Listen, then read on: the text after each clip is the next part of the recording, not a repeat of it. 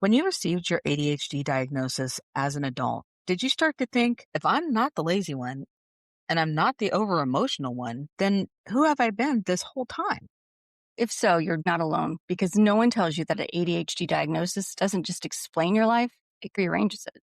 It's an experience where one question gets answered, but another 50 come up that we were never prepared for.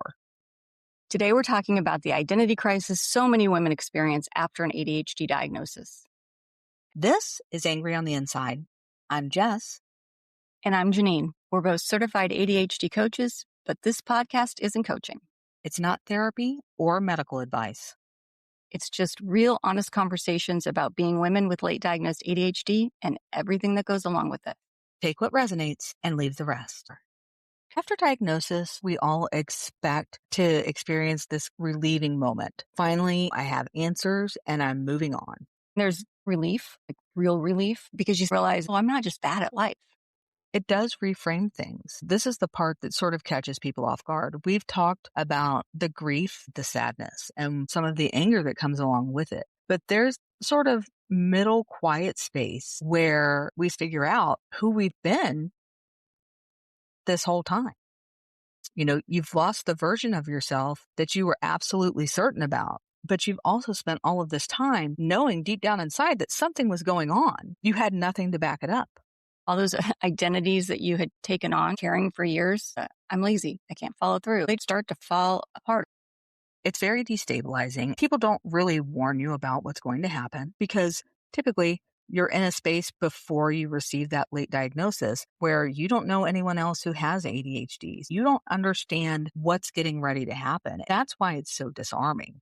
We're on a spectrum. Everybody is different and everybody's experience is different, but we also know that we all have base similarities. There's no book out there that directly says this is exactly what's going to happen after you receive your diagnosis. Jeannine and I, we both read and watch as much as we can. I will tell you, there's nothing that straightforward that I have come across. And if you have, share it with us, please. Please. What you think is your personality might actually be a pattern that your brain developed to cope. It doesn't mean it's fake. It didn't come from nowhere. You picked it up somewhere. Am I actually low maintenance? Or did I just learn not to ask for anything because I didn't want to be too much? We've had a tirade about being low maintenance, but this is a totally different conversation. Low maintenance, it meant that I was abandoning myself. It meant that I wasn't asking for what I wanted. It meant that I was thinking I was too much and I was changing my behavior to assess that. But did I use that as part of my identity? Was I holding on to that as part of my identity? Is that what makes me me? That's the hard part. Were you actually happy with being low maintenance? Is that the real question when we're talking about identity? What are the pieces that we're happy with? What are the pieces that are comfortable and make us feel like we aren't faking it? We're feeling more comfortable in our skin when we're starting to be more open about ourselves. I think that's very hard to figure out. Your identity has been split in half. There's before the diagnosis you and the after diagnosis you. You don't really recognize either version of yourself anymore. This is where we see those shadows of masking. A lot of us being late diagnosed don't realize how much of our life has been spent just trying to get through the day. That comes with heavy masking and having a certain level of performance. You're constantly scanning. Am I talking too much? Did I forget something? Am I coming across as irresponsible? It's just that constant dialogue going on. I remember sitting in meetings, rehearsing what I was going to say in my head, then not saying it at all because I couldn't tell if it was just the right moment. Thinking that was just being professional by speaking up. And actually, I was masking. That's so exhausting. It really is. It's so deeply exhausting in a way that you stop questioning after it's been going on for so long. You think that's just what life feels like. It's unfortunate that that's how our brains sort of default. This is what life feels like. No, it shouldn't be what life feels like. But we give it names that we think are appropriate. Like, I'm being professional. I'm being polite. I'm being considerate. Really, you're just drowning yourself. But if you're finding out late in life that you have ADHD, how did you know life was supposed to be different? We looked around sometimes and would think that person doesn't seem to be struggling like me, or shows up for us as depression, anxiety. But it feels like that's just the way our life is. Then you get the diagnosis and it's like, well, wait, where do I begin? If we start masking so early and so young, is that person even there? that person that I was supposed to be, are they still there? Did I change it so early in life that this is actually who I am? It can become kind of existential when you're really digging into it. Girls start masking as early as 3 to 6 years old. If you're already adjusting yourself to please others, and then you're in your 20s, 30s, 40s, 80s, receiving a diagnosis, how do you find the person that you actually are? Or is it a complete rebuild? The mask drops and you don't immediately know like what's underneath it. It's not this empowering be yourself moment. That was honestly one of the most unsettling things for me because I realized I didn't fully know exactly who was I. After my diagnosis, there's nothing more than I would have loved than to like kick the door in and go and kick the day in the nuts and feel like I was this all powerful, all knowing person because I finally had the answer to one of these huge questions that had been looming over me my whole life. That's not what happens. There's just so many layered emotions and different steps. We start to get frustrated, get overwhelmed. We start to learn all of this new vocabulary and we start to recognize these patterns that we had. A lot of us have to go into therapy Hmm. or group or find some type of support system because it's upsetting to get all of this information and all of this clarity all at once. The light is blinding. There are too many years of thinking about why I just can't get my shit together and looking at others and thinking that they had their shit together. We can almost be emotionally abusive to ourselves as we reach certain ages and into adulthood because we've taken on so much negativity from others. What else is there to do but to blame ourselves? So why is everything so much harder for me? I think really it hits as you get older because somehow you can still kind of be a little bit of a mess, quote unquote, like when you're in high school. But by the time you get out into the real world and you've got a job, especially when you start a family, become a mom. Oh shit, you're supposed to have your life together. How can you not have your life together? You're supposed to because you got these little creatures that are dependent on you. And all the other moms seem to have their freaking lives together. So what's your problem? It's validating to know there is a reason behind it. But we're riding those waves of grief and we're trying to find who we are. There's been times when you and I have discussed it, moments where I am like, God, I wish I was like this. When I was like this in my life, I was most like myself.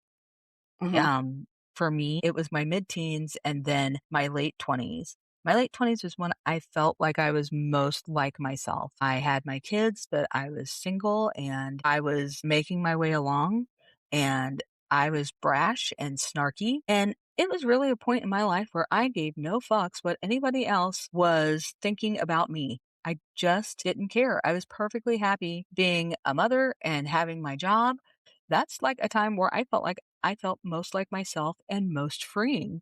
I didn't have to feel like I had to have this amazing job because I was just trying to get by at the time. And that was totally okay. Yeah. That is when I felt most myself. And I think a lot of women who receive late diagnosis can seek out a time in their lives if they stop and look where they're like, that's the version of me. Maybe that's it. That's the version of me that I love the most. I had forgotten we've had this conversation just between the two of us, and it just dawned on me that, okay, we were slightly at different ages because I would say it was actually like my mid to late 30s. Hmm. Um, but I was divorced. It was just me and my kids. They were young and I had my house, I had my job, and I had so much more self esteem and so much more belief in myself. Being single, that might be there's something there. Or maybe a case of feeling empowered. That would have been a time I think both of us would have felt very empowered. It's very much a case where you are truly in control of your life. Maybe for the first time, like ever, it's the first time you truly felt like you got to be in your own because you did. You're right. It's the not worrying about how you're being perceived or being judged. Hmm. Actually, I think when your kids are young and they're still at that age where they think you're cool, just how you live your life and how you are, they realize that go to other people's houses and things are different. But it's just feeling like there isn't a judgment. So what? I go into mom's room and her bathroom counter is covered. There's no square inch because everything she owns is set up on that counter. I don't go in when they're 6 and go, damn, mom's disorganized. What's her problem? Why can't she get her act together? All of that. You didn't quite stick to the schedule that you had planned for the day, or you didn't get something done that you said you would. They're fine with the I'll do it tomorrow. You're in your home with your kid. You are yourself because no one's watching. There's no one to impress. And I totally forgot that was actually we were different ages, but we were in the exact same place, and that's when we felt the best about ourselves. There. Life is crazy. It doesn't always get said out loud, but you worry. If I change, if I'm different, will these people still love me? Will they still like me? Will they want me in their lives? They have been loving a version of you, a version that you had created. But what happens if I stop the people pleasing? I start to set boundaries and I just stop being on all the time. I'm going to be really blunt, and most people won't be about this, but the answer is yes, you are correct. There are lots of people who are not going to hang around after your ADHD diagnosis. And I know that sucks to hear, but I do know that those people who love you, who want to have positive influence in your life, they will still be there when that mask drops, when you stop setting yourself on fire to please other people. They'll still be there and they'll be interested in asking why. And they'll be interested in trying to make sure that they also adjust their behavior towards you and respect your boundaries because of you becoming a different person. But there will also be people who come into your life now that you would have never imagined. People who understand exactly where you're standing, people who will help you understand what your actual identity is and where you're comfortable being in life. You become more comfortable with people not being comfortable with you. You become more secure in yourself. And so those people that maybe aren't willing to completely accept or want to understand fully, somehow I can kind of deal with them because I know I'm not working so hard on trying to please them or, be who they want me to be. It's easier. I'm the one who puts the space between us. I'm not that person anymore and I'm not going to be that person. I do love that line. I'm not her anymore. It's okay to not be her anymore, gang. It really is. Because people assume that once you have the diagnosis, that self-acceptance just sort of clicks into place. And it doesn't. I wish it was. It was like the next day you wake up and you're like, oh, great. Now I love myself. I truly wish that that was my experience, but it was not. I also wish that it was a case that I was able to stop believing the worst about myself automatically. That was also not the case. Yeah, it's weird because it's still there, right? You're right. It doesn't go away. You have some new perspective, a new lens. So it's like the volume's turned down, but it is definitely still there. And, it takes actively rebuilding yourself into almost something new. It's okay to take it in steps and in small bites and in little pieces. It doesn't have to all happen at once, but it honestly is a journey. It's scary and it's weird because you're having to build that self worth without ever having really known in any stable way before. So you're building something in a lot of ways you've never had or never experienced.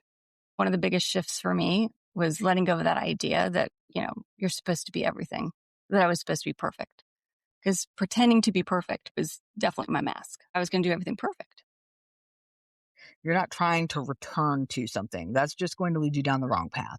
But you are going to have to learn how to create it for the first time. What you had created, you created for others. It was based on how they saw you, how you think they should, or how you wanted them to see you. It wasn't on what you wanted. Isn't that what masking's trying to achieve? Is how do I need to be for these people? The masking will work for a time. It might work for a really long time, but the end result is always burnout. It may come through in different ways for different people, but the end result is always the same. Now it becomes, so what actually works for me? And that's one of those questions that seems really simple and it's not. A lot of disappointment for myself and others throughout the years and feeling like I wasn't getting it right. Those are there, but I don't have the outline and I have to go and seek out the tools to start figuring this out. Some of that might mean disappointing other people in your life. Um, but one of the biggest misconceptions is that diagnosis is the end of the story. We all think that that's the happy ending, that that's where it stops. But my friends, this is a choose your own adventure. A huge turning point for me was when I started thinking what actually does matter to me, trying to understand what my values were, trying to understand what I was actually tolerating in my life, and really start paying attention to the cost of those things. Well, yeah, who am I without all that pressure? Being outgoing. Does it open doors? Well, yeah, but does it also drain me? Am I not a really outgoing person? I just kind of learned to be. And is it draining? Yeah, it is. Instead of I am an outgoing person, it might become I can be outgoing, but I need to balance. My identity was always that I wanted to be there to save everybody and help everybody and fix everything. That can't be my identity anymore. Whether I have the energy to do it or not, that's not what's in question. The question is, how do I reframe who I want to be? I'm a kind, helpful person, but I am also a person who is seeking balance for my own life, for my relationships, and for my loved ones, right? And how do I keep the part of me that generates ideas without letting it derail everything? How do I become the person who sets good boundaries, but also understands that my brain works differently than everybody else's? My energy levels are different than everyone else's. And I can't allow just the standard expectations that I think should be there for me. I can't allow that to influence what my life is going to be. I just can't allow it anymore because it's had such a terrible impact. That's where the work is. It's not about changing who you are, but learning how do you work with who you are, figuring out what do I keep, what do I let go of.